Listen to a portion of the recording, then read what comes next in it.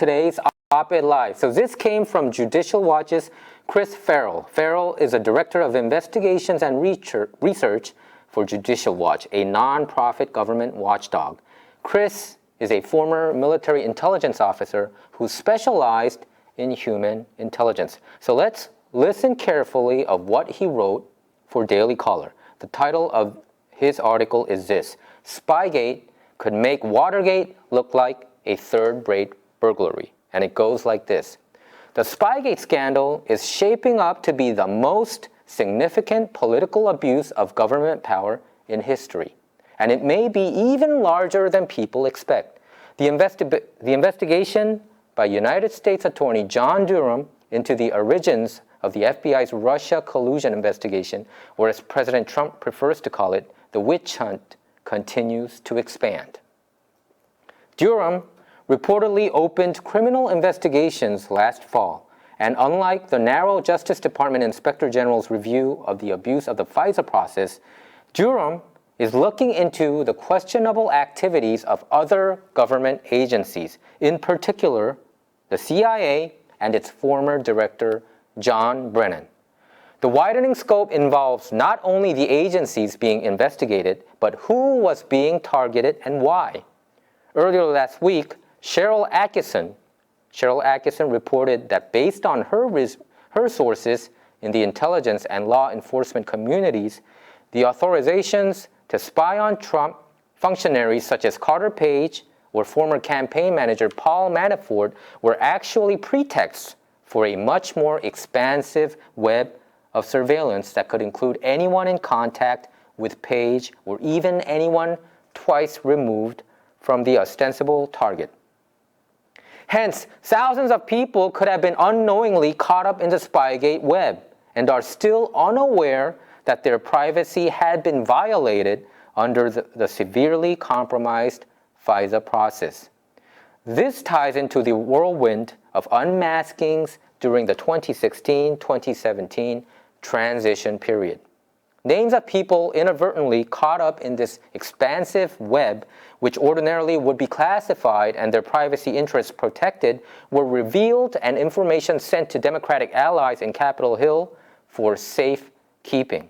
Judicial Watch has chronicled how Obama's United Nations Ambassador Samantha Power and National Security Advisor Susan Rice, among others, colluded in this effort to bolster the insurance policy to hobble the Trump presidency.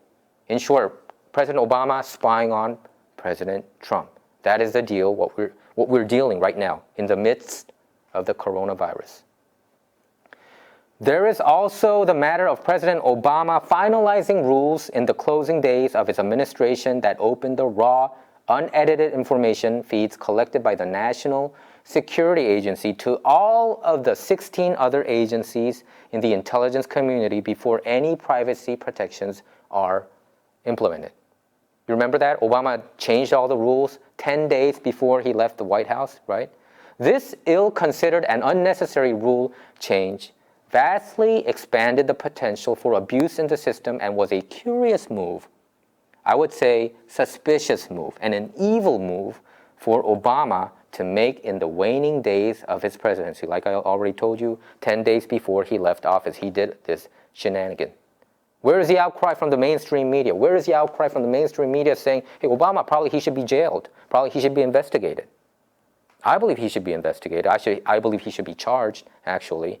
If you read the text messages between Peter Strzok, FBI former agent Peter Strzok, and Lisa Page, former FBI lawyer, the answers are all there. How come the New York Times, Washington Post, CNN, they're not dealing this issue as their top news? And they don't even want to cover it in their back page.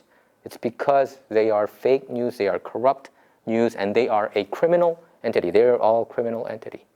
However, it makes perfect sense if you believe that Obama officials were doing their utmost to put in place a bureaucratic infrastructure seeking to undermine the Trump administration before it began. Also, factor in the distrust of NSA head Admiral Michael S. Rogers, who I believe is the patriot. He was a patriot here. He was the one who told President Trump, then President-elect Trump, that hey, you're being wiretapped. By who? By the Obama administration people. Probably Comey, Brennan, Clapper, these figureheads, they might be wiretapping of your conversation. I think this is what happened. Okay? NSA head Admiral Michael Rogers, who met with President-elect Trump in November of 2016 and allegedly blew the whistle on the Trump Tower wiretapping. Remember that? When President-elect Trump stopped doing any cabinet interviews out of the blue in the Trump Tower, and where did he go? He moved to Bedminster, New Jersey, where his golf club is at, right? And he started doing interviews there. I believe it's because former NSA Director Mike Rogers told Trump, hey, you are being wiretapped here at Trump Tower by the FBI, CIA. Whoever wiretaps it, they can all share these information, right? Because Obama changed all the rules, right? So that's why Trump stopped doing interviews at Trump Tower. So the article goes on. Essentially, Obama's rule change took Rogers out of the equation and gave other agency heads like Brennan and former Director of National Intelligence James Clapper the freedom to spread around whatever information the NSA was scooping up, whether relevant to Russia or not. I don't think it had anything to do with Russia. They just wanted to wiretap Trump. The article goes on. Thus, the people peripheral to Donald Trump, who were the initial targets, served principally as gateways to justify a massive domestic spying operation. And the ultimate target of this illicit activity was clearly Donald Trump himself. It says a lot that given this unprecedented abuse of domestic spying, with a coup cabal having unfettered access to the virtually unlimited information collected by the intelligence community, and after 2 years of brutal investigation by the Mueller team, the effort to show ties between Trump and Russia came up empty. But the insurance policy at least achieved part of its objective in severely damaging the Trump administration in its first years. You guys all remember that, right? When there were leaks here, leaks there, in the initial stage of the Trump administration. That all happened because of this guy. I believe President Obama, I think he's evil. I think he shouldn't have done this. He's in it with a deep state. That's how I conclude it, okay? Hopefully, the Durham investigation will reveal the true extent of the spying operation and how many innocent Americans had their rights violated and their privacy compromised. Another important question yet to be resolved is, when did Spygate happen? When did it start? For example, George Papadopoulos was being targeted by foreign intelligence services like Australia, perhaps at Brennan's behest, months before Donald Trump was a Republican nominee. This raises a question. Were members of other than still active Republican campaigns being targeted in this time frame as well? I'm to ask specific questions. Was Texas Senator Ted Cruz, was he also wiretapped? I think he was. If I have to guess it, I think he was. Probably other nominees too. Probably Jeb Bush. Who knows? We have to investigate that. Was this part of a general push to begin weaving the Russia collusion story against any potential GOP 2016 nominee, and not just Trump?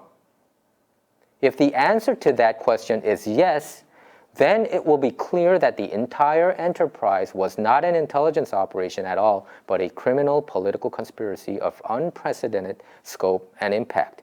It would indeed make Watergate look like a third-rate burglary. Like I said, Spygate is Watergate times 1,000. I believe Barack Obama should be investigated for this. John Clapper, James Comey, John Brennan, and Sally Yates, Samantha Powers, all of these people, Loretta Lynch too, they have to be investigated for all of this shenanigan. It's worse than Watergate. But since New York Times, Washington Post, LA Times, USA Today, all these left-wing hacks, Time Magazine, Newsweek Magazine, most of the news organizations that you guys know, they're all a criminal entity. I believe they are. They're in cahoots with the deep state. That's why they're not reporting this. And that's why we are reporting this, because we want to just deal with real news, not just fake fabrication news. Okay, let's check out some news headlines and Twitter feeds. Okay, this is from Axios. Actually, Korea Daily also was wrong with this information today, but we're going to have a corrected version tomorrow. Axios tweeted this: "We have deleted this tweet and corrected our story because it did not reflect the full nature of the self-medication done with an additive commonly used to clean fish tanks."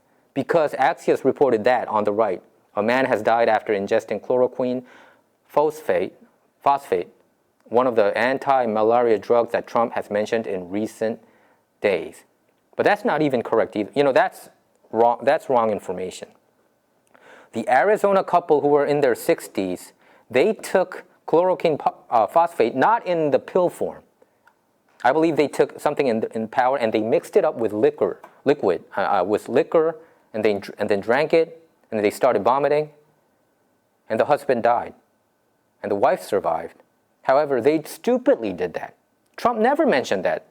And if you know it, if you think about it, common sense tells you that you take a pill form, right?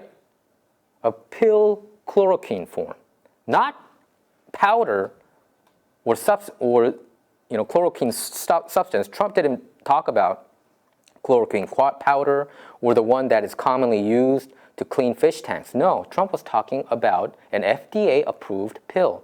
So this is fake news right here. Axios also did it. CNN did it.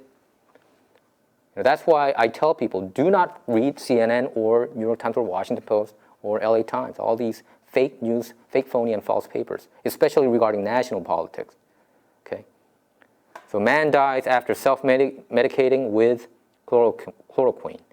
You know why they're spreading this narrative? Because they want to hurt President Trump. They do not want any kind of cure coming out because they don't want the economy coming back. I'm talking about the deep state mainstream media people because they do not want to see President Trump come 2021 and January 20th, 2021. They do not want to see that.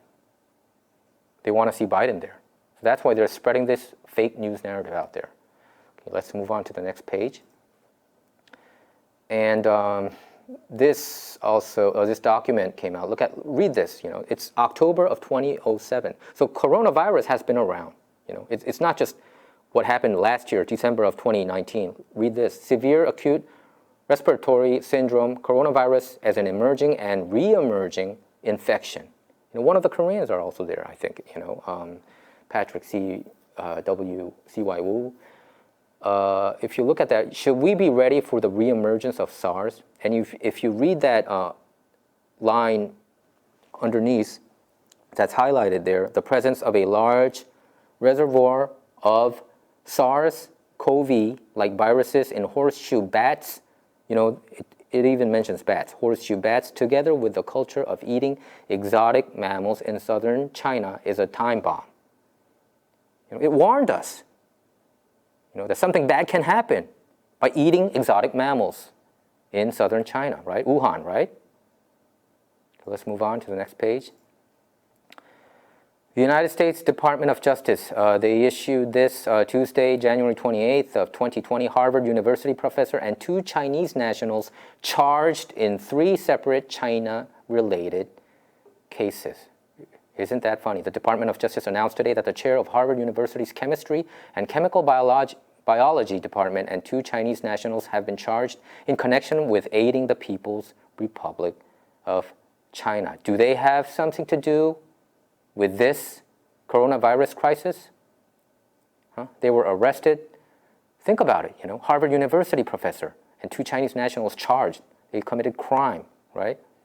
Dr. Charles Lieber, 60 years old, chair of the Department of Chemistry and Chemical Biology at Harvard University, was arrested this morning and charged by criminal complaint with 1 count of making a materially false, fictitious, and fraudulent statement. Lieber will appear this afternoon, okay, and it goes on. Right? So there's something fishy going on, you know. I'm not saying that Harvard is directly related, but what is this? You know, we have to know, we have to at least have this news in our minds. Let's move on to the next page. The Epoch Times, one of the true news tellers out there. You know, do not read New York Times, Washington Post, or watch CNN or read LA Times. Read this news. You know, They're spreading the truth out there, the Epoch Times. 21 million fewer cell phone users in China may suggest a high CCP virus death toll. Coronavirus, right? Probably the Chinese government is not telling the truth about how many coronavirus-related deaths is out there in China.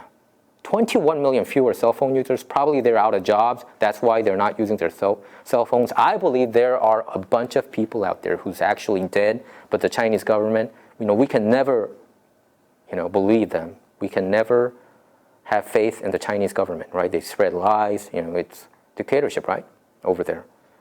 So 21 million fewer cell phone users, I bet, a couple million of them are probably dead right now, right? Because of the coronavirus. And if you look at Italy, look what's going on there, the chaos there. People dying all over the place, right?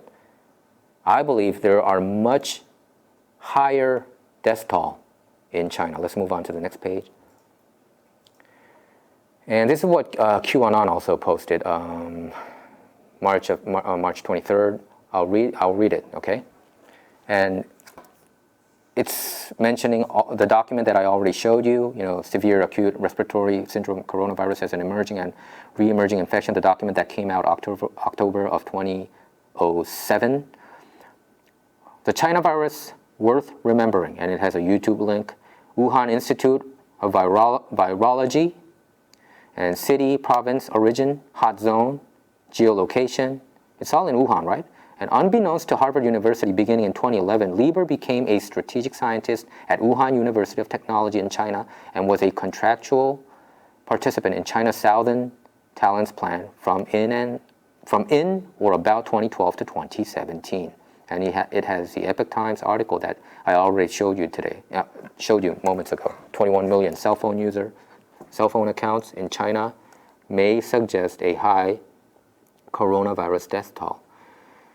Is it because of to end POTUS, President of the United States, Donald Trump's rallies? You remember that Trump's rallies have to all be canceled? And Trump's campaign power comes from rallies, right? President Trump became president because of his rallies, right? Because he's super popular, super famous, regardless of what the mainstream media and the mainstream poll numbers are out there. Actually, Gallup came out with a Trump poll that has his approval rating at 49%, and they approve of his dealing with the coronavirus situation. The approval for that was actually 60%. So he's doing really well, regardless of whatever the fake news narrative the mainstream media is spreading out there. Okay, is it to end POTUS rally, end POTUS economic gains? You remember the unemployment rate was at a 70-year low at 3.5%. Lowest unemployment rate in history for blacks, Hispanics, and Asians, right? Well, that's all gone now. Is it, end POTUS unemployment gains and end POTUS whatever, ABCD? Weaken prior to a presidential elect, delay United States-China trade negotiations, China preferring Biden as president. Obviously, yeah, China definitely, wants Biden instead of Trump, right? So, some people might say that QAnon is conspiratorial. Could be. I'm just, putting it out there because the mainstream media hates it so much. I think it's worth noting that if the mainstream media wants to hide it so much, probably there's a lot of truth in it. And I believe QAnon does spread a lot of truth, okay? It has some disinformation too, probably to confuse the mainstream media and the deep state figures out there, right? So, probably China prefers Biden, of course, right? Because Trump has been hammering China left and right, especially the trade deal situation, right? Shelter Biden public appearances. It seems like Biden, in my opinion, I think he's suffering severe dementia. He doesn't know where he is. He probably doesn't even know that he's winning the primary, right? So probably they want to shelter Biden public appearances because he's embarrassing himself, right? Confusing his wife with his sister, confusing which state he is 7 times, and trying to, have a fist fight with one of the Detroit, Michigan voters out there, and he says, I'm not working for you, right? What kind of politician is that to say to a constituent that I'm not working for you? You work for the people regardless whether they're a supporter of you or not, okay? and shelter Biden public appearances, shelter Biden debate, push new revised 2020 vote by mail. They want vote by mail now, right? The Democrats. They wanted to add that section in the stimulus bill, right? Secretly. Okay, and it goes on. It shows Tom Fitton's tweets. So what is the mathematical probability this occurs? The time bomb explodes at the exact point in time that allows for maximum damage above prior to the presidential election. Outside of standard deviation, who benefits the most? Let's move on to the next page. Tom Cotton tweeted this, Families and businesses need help now to survive the China virus pandemic. But Speaker Pelosi walked away from negotiations to write her own bill, full of absurd provisions completely unrelated to the crisis at hand. Here's what Speaker Pelosi is demanding while Americans suffer. Let's move on. I didn't want to list all that, but that was one of them. The one that I already read to you, the vote by mail thing. And she also wants to add a lot of Green New Deal stuff. So it's just ridiculous. They want to take advantage of the situation while the American people are hurting economically. It's just, unfathomable what's going on. Actor Michael Rappaport, I can't stand that guy. Actor Michael Rappaport calls Melania Trump a dumb FKC. You know what it means. And a dumb animal. Why do Hollywood people always attack Trump and his family? There must be a reason, right? Let's move on to the next page. Okay, this was the article that I read to you. Spygate could make Watergate look like a third-rate burglary. Daily Caller. Chris Farrell wrote this article, and I just read it to you. Let's move on to the next page. Okay, Representative Andy Harris. No voter ID to get a ballot and anonymous ballot harvesting. Why is that hidden in Speaker Pelosi's coronavirus bill? These are issues that should not be addressed at this time. Okay, and even one of the Green New Deal authors came out and criticized Pelosi of politicizing this situation. Let's move on. Okay, Lady Justice, blind justice under the law will return to our republic. There is a reason why a sword is held. Probably that Lady Justice is holding that sword to punish anybody who was involved in Spygate. I don't know whether the coronavirus is also a deep state thing. I don't know that, even though Q might be suggesting that, I don't know, so let's move on. But it is definitely fishy, in the midst of all that, when the coronavirus thing was happening, you got to remember the Democrats and the mainstream media, they were pushing hard. About the impeachment. Remember that? Everybody was focused on impeachment, and of course Trump had to defend his position, right? So the White House were all focusing on the impeachment thing.